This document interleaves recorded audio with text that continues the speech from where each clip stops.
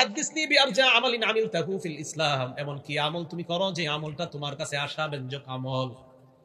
অনেক আশা নিয়ে কোন আমলটা তুমি করো, এমন আমল বেলাল তুমি আমাকে বলো।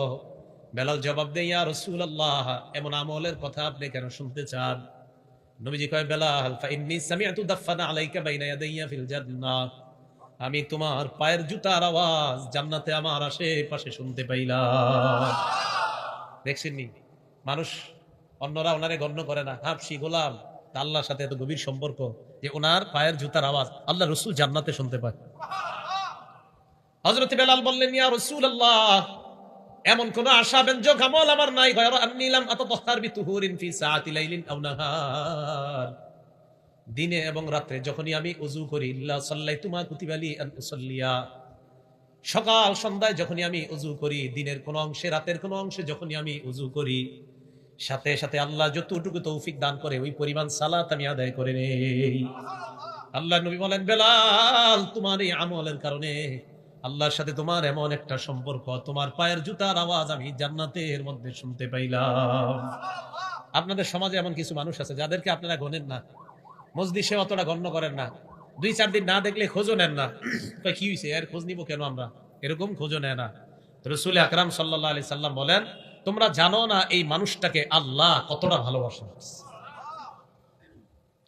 এরপরে হাদিসের শেষে রাসূল আকরাম সাল্লাল্লাহু আলাইহি সাল্লাম বলেন, ইয়াখরুজুনা মিন কুল্লি গুবারা মুসলিমা, এই মানুষগুলা এমন ঘর থেকে বের হয় যে ঘরটা দেখতে বড় সুন্দর না, জীর্ণ শীর্ণ খুঁটি থেকে বের হয়, এমন ঘর থেকে বের হয় যে ঘরটা সমাজের মধ্যে কেউ গণ্য করে না, তবে লোকটা এক ওয়াক্ত নামাজ কখনো কামাই করে না। ঘর দেখতে যেমনই হয়, নবীজি কয়, জানুনি তারা কারা? কুলুবুহুম মাসাবিহুল হুদা, তাদের অন্তরগুলা হলো হেদায়েতের বাতি, বাতি হেদায়েতের, তাদের দিলগুলা হেদায়েতের বাতি। তাহলে এই বাতিওয়ালা, কলবওয়ালা, এরকম দিলওয়ালা মানুষ আমাদের সমাজে আছে, যাদের ব্যাপারে আমরা জানি না, তারা হারিয়ে গেলে খোঁজ নেই না, কাছেও ডাকি না, অথচ নবী তাদের ব্যাপারে বলেন, কুলুবুহুম মাসাবিহুল হুদা, লাইট জ্বালায় যেমন তোমরা এই মাহফিলকে আলোকিত করলা, ওই মানুষগুলার কলবগুলাই এমন হেদায়েতের আলো দ্বারা আল্লাহ পরিপূর্ণ করে দিয়েছে। তাহলে হেদায়েতের জায়গা কলব, এই বিষয়টা আমরা পাইলাম। আরেকটা পাইলাম ঈমানের জায়গা, এটাও কলব। দলিল বুখারী শরীফের বর্ণনা আছে, ক্বালা রাসূলুল্লাহ সাল্লাল্লাহু আলাইহি ওয়াসাল্লাম, নবীজি বলেন, ইয়াদখুলু আহলুল জান্নাতিল জান্নাতা ওয়া ইয়াদখুলু আহলুন নারিন নার, জান্নাতীরা জান্নাতে যাবে, জাহান্নামীরা জাহান্নামে যাবে। যাওয়ার পর আল্লাহ বলবেন, আখরিজু মান কানা ফি কলবিহি মিসকালু হাববাতিন মিন খারদালিন মিন ঈমান, আল্লাহ বলবে ফেরেশতাদেরকে, আখরিজু মিনান নার মান কানা ফি কলবিহি মিসকালু হাববাতিন মিন খারদালিন মিন ঈমান, ও ফেরেশতারা জাহান্নাম থেকে ওই মানুষগুলাকে বের করো যাদের অন্তরে সরিষার দানা পরিমাণ ঈমান আছে, তাদেরকে জাহান্নাম থেকে বের করে জান্নাতের মেহমান বানায় দাও। হাদিস দ্বারা কি বোঝা যায়? ঈমান থাকার জায়গা কলব, যাদের অন্তরে সরিষা পরিমাণ ঈমান আছে, যাদের কলবে, তার মানে ঈমান কোথায় থাকে? কলবে। হেদায়েত কোথায় থাকে? কলব। আবার ঈমানও কোথায় থাকে?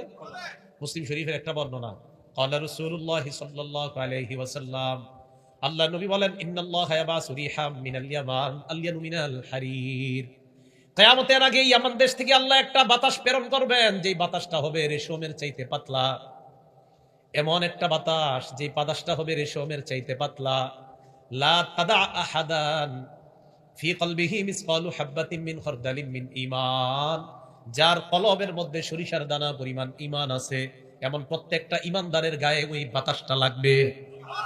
কিয়ামতের আগে ইয়ামান দেশ থেকে আল্লাহ একটা বাতাস পাঠাবেন, এই বাতাসটা ঈমানদার যাদের কলবের মধ্যে সরিষার দানা পরিমাণ ঈমান, এমন প্রত্যেক ঈমানদারের শরীরে ওই বাতাসটাকেই লাগবে।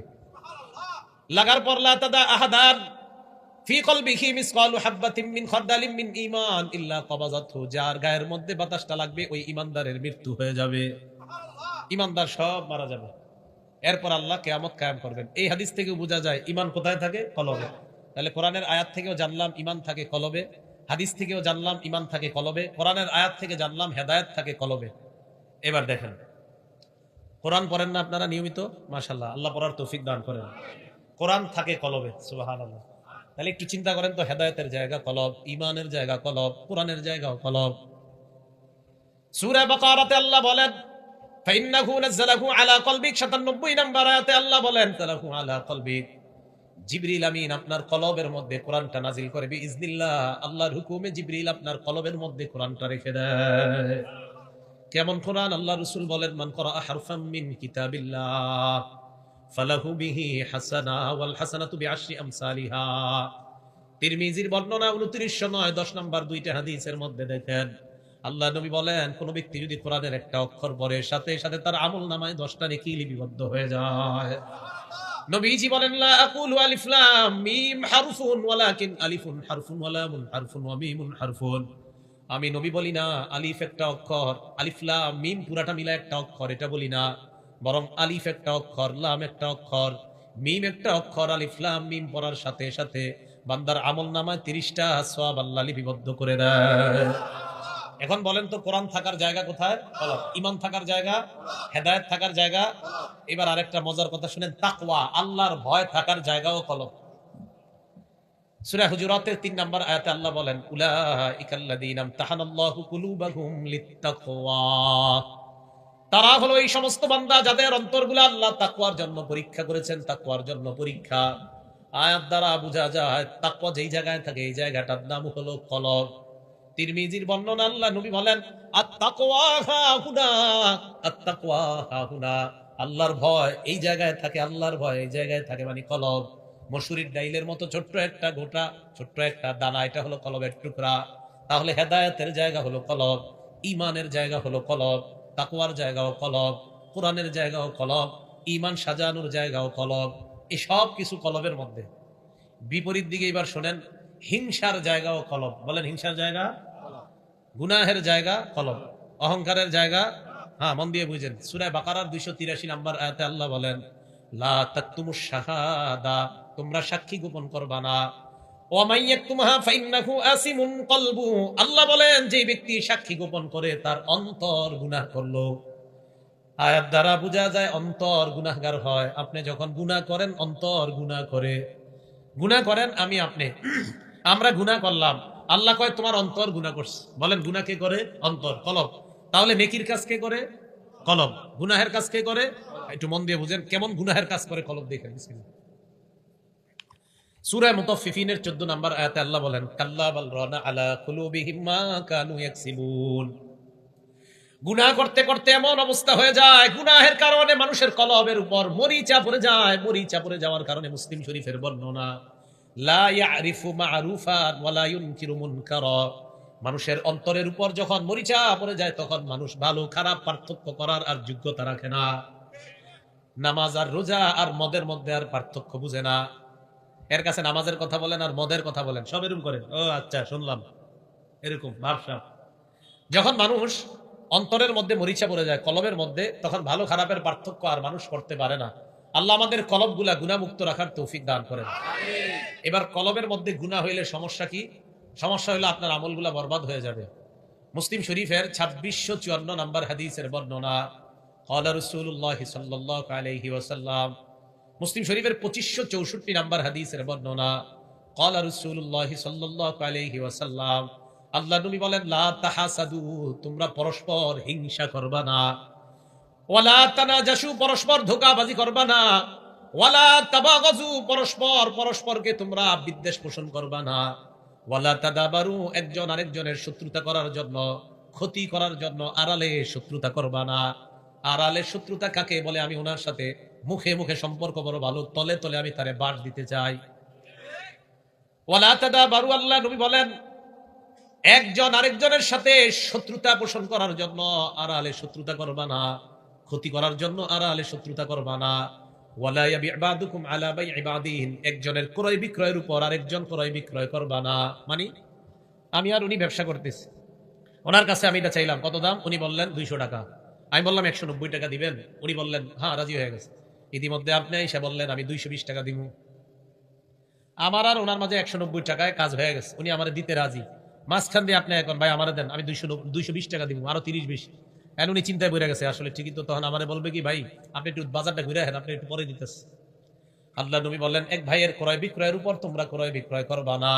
অন্য বর্ণনা, লা ইয়াখতিব আহাদুকুম আলা খিতমাতি আখিহি, তোমাদের কোন ভাই একটা মেয়েকে বিয়ের প্রস্তাব দেওয়ার পর বিয়ের কথাবার্তা চলা অবস্থায় তুমি উপর দিয়া প্রস্তাব দিবা না।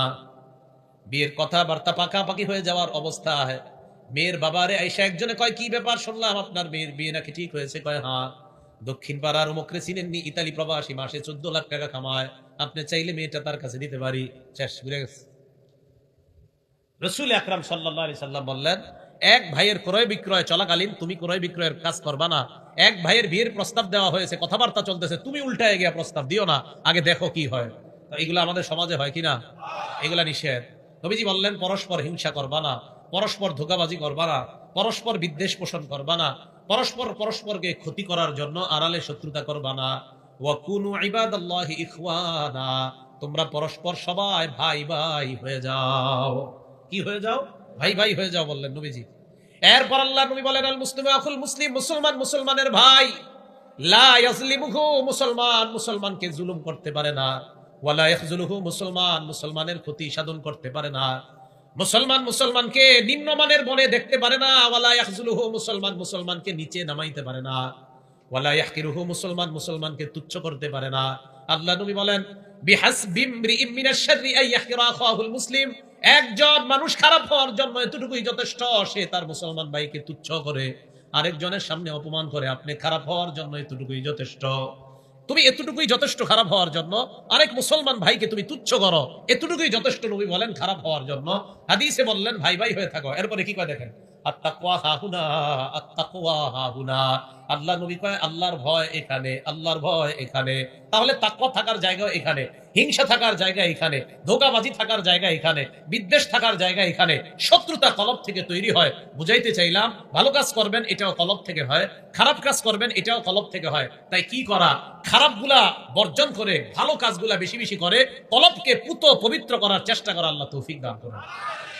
এখন কলব যে এটা অনেক দামি জিনিস, এটা দলিল সহিহ বুখারীর 52 নম্বর হাদিস। ক্বালা রাসূলুল্লাহ সাল্লাল্লাহু আলাইহি ওয়াসাল্লাম, আল্লাহ নবী বলেন, আলা ইন্না ফিল জাসাদি মুদগাতান, শোনো তোমরা, দেহের মধ্যে এমন একটা গোশতের টুকরা আছে, ইদা সালাহাত সালাহাল জাসাদু কুল্লুহু, এই টুকরাটা যদি ঠিক হয়ে যায় সব ঠিক হয়ে যাবে।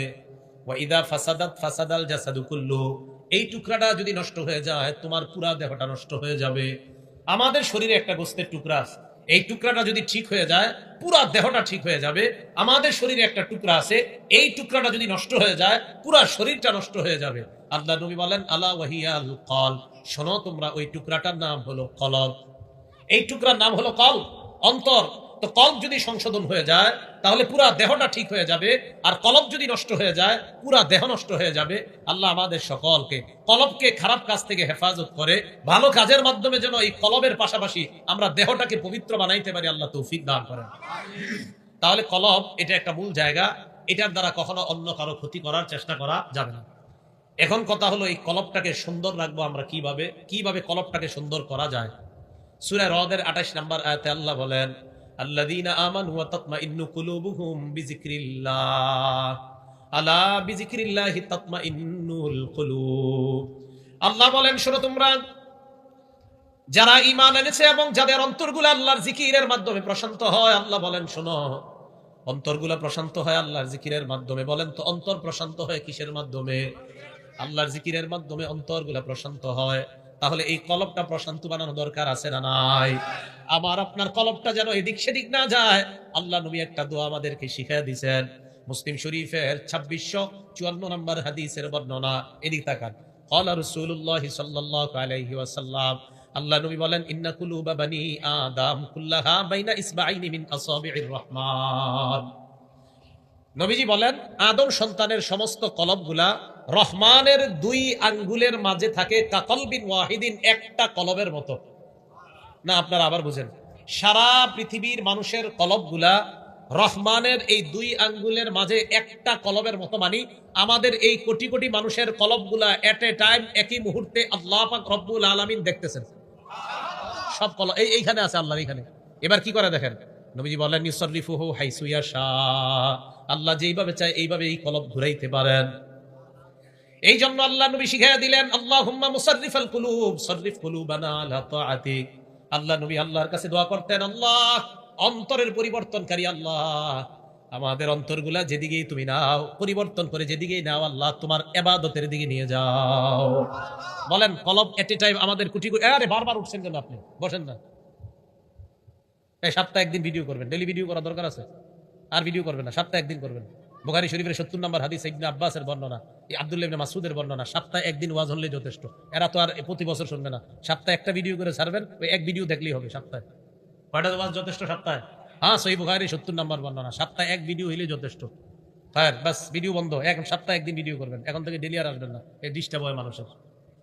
রাসূল আকরাম সাল্লাল্লাহু আলাইহি সাল্লাম এইভাবে বললেন যে আদম সন্তানের কলবগুলা রহমানের 2 আঙ্গুলের মাঝে থাকে, যেইভাবে ইচ্ছা তিনি সেইভাবে এই কলব লড়াইতে পারেন। পরে আল্লাহর কাছে দোয়া করলেন, আল্লাহ আপনি কলবের পরিবর্তনকারী, আপনি কলব যেদিকে নেন আল্লাহ আপনার আনুগত্যের দিকে নিয়েন। এই জন্য একটা দোয়া সবাই শিখে রাখবেন, আরবিটা যদি পারেন ভালো, না পারলে বাংলা। আমি আগে আরবিটা বলছি। ক্বালা রাসূলুল্লাহ সাল্লাল্লাহু আলাইহি ওয়াসাল্লাম, আল্লাহ নবী আল্লাহর কাছে দোয়া করতেন, আল্লাহুম্মা ইন্নী আসআলুকা রাহমাতান তাহদি বিহা কলবি। আল্লাহ আমি আপনার কাছে এমন দয়া চাই যে দয়ার মাধ্যমে আপনি আমার কলবটাকে হেদায়েত দান করে দেন। আমার সাথে বলেন, হে আল্লাহ আমি আপনার কাছে এমন দয়া চাই যে দয়ার মাধ্যমে আমার কলবকে হেদায়েত দান করেন। এই দোয়াটা ডেলি করবেন, আশা করা যায় হেদায়েত নিয়ে মৃত্যুবরণ করবেন। রাসূল সাল্লাল্লাহু আলাইহি সাল্লাম আরবিতে এইভাবে বলতেন, আরবিটা যদি পারেন ভালো, আল্লাহুম্মা ইন্নী আসআলুকা রাহমাতান তাহদি বিহা কলবি।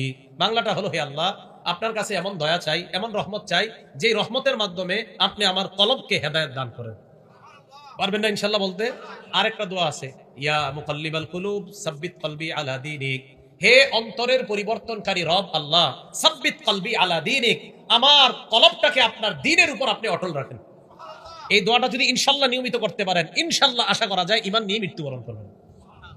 আরেকটা আয়াত আছে কোরআনের, সূরা ইউসুফের আয়াত। আল্লাহ বলেন, ফাতিরাস সামাওয়াতি ওয়াল আরদ, যদি পারেন আর কি, আনতা ওয়ালিয়্যি ফিদ দুনিয়া ওয়াল আখিরা তাওয়াফানি মুসলিমান ওয়া আলহিকনি বিস সালিহিন। এটা যদি পারেন ডেলি, এটার অর্থটা কত সুন্দর দেখেন। ইউসুফ আলাইহিস সালাতু ওয়াস সালাম, একদিকে আল্লাহর নবী, আরেকদিকে আল্লাহ পাক রব্বুল আলামিন তাকে খাদ্য মন্ত্রণালয়ের দায়িত্ব দিয়েছেন।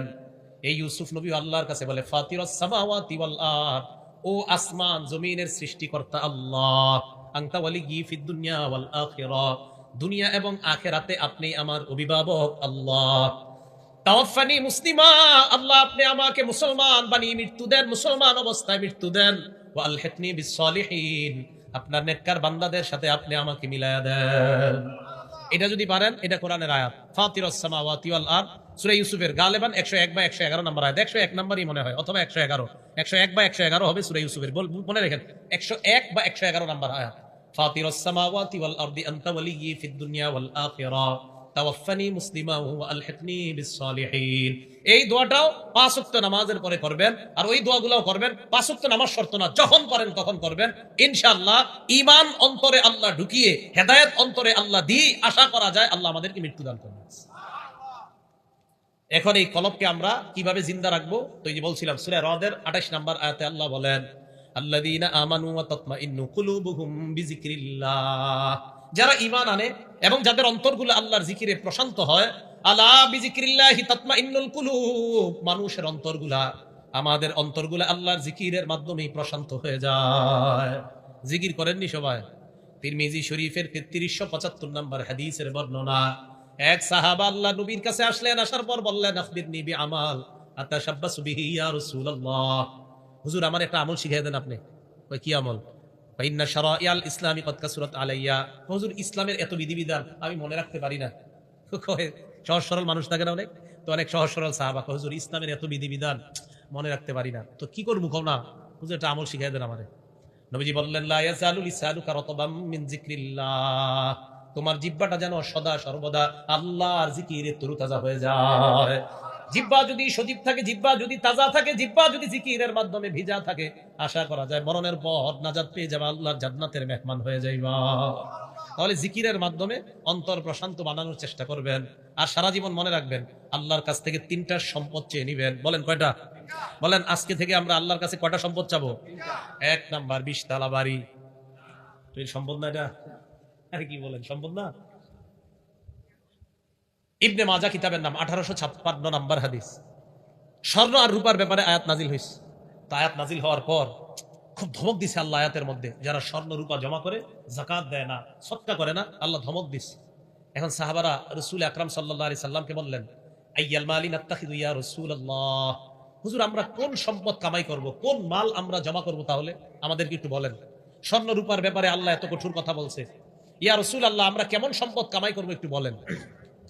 তো রাসূল আকরাম সাল্লাল্লাহু আলাইহি সাল্লাম একটু রাগ হয়ে গেছে যে আমার সাহাবারা সম্পদের কথা জিজ্ঞেস করলো কেন, রাগ হয়ে চলে গেছে। হযরত ওমর ফারুক রাদিয়াল্লাহু তাআলা আনহু সাহাবাদেরকে বললেন তোমরা থামো, আমি বিষয়টা যাই না তোমাদেরকে জানাইতেছি। নবীজির মেজাজ খুব বুঝতেন হযরত ওমর ফারুক রাদিয়াল্লাহু তাআলা।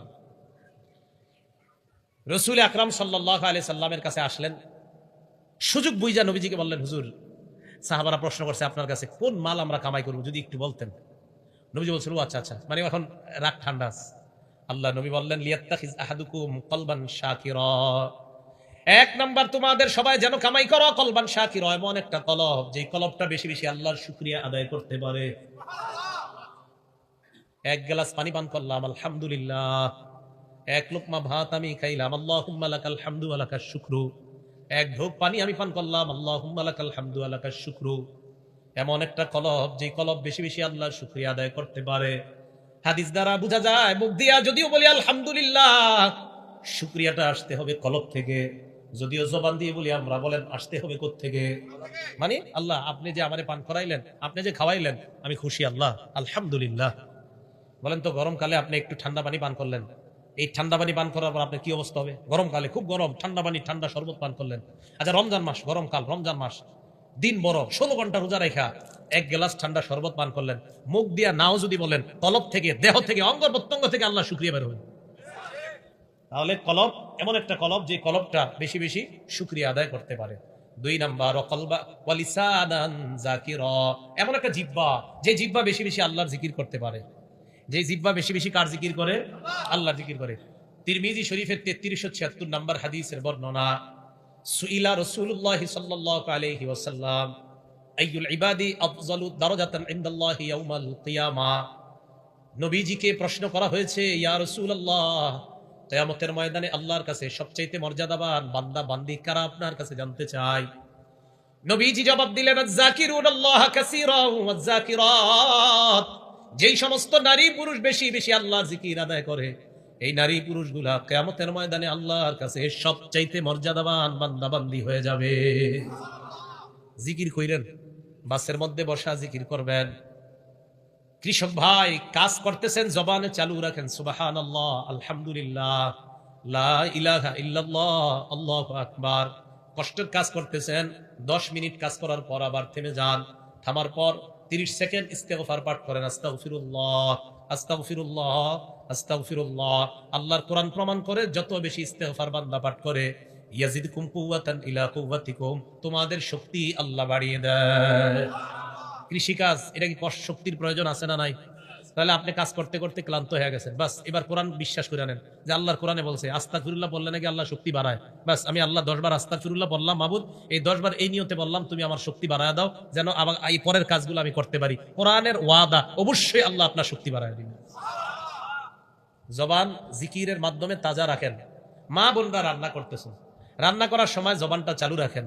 আবু হুরায়রা রাদিয়াল্লাহু তাআলা আন গাছ লাগায়, নবীজি আবু হুরায়রা রাদিয়াল্লাহু তাআলা আনহুর পাশ দিয়ে যাইতেছেন, আল্লাহ নবী বললেন মাল্লাযী তাগরিসু ইয়া আবু হুরায়রা, আবু হুরায়রা তুমি কি লাগাও, কি গাছের চারা তুমি রোপণ করো আবু হুরায়রা?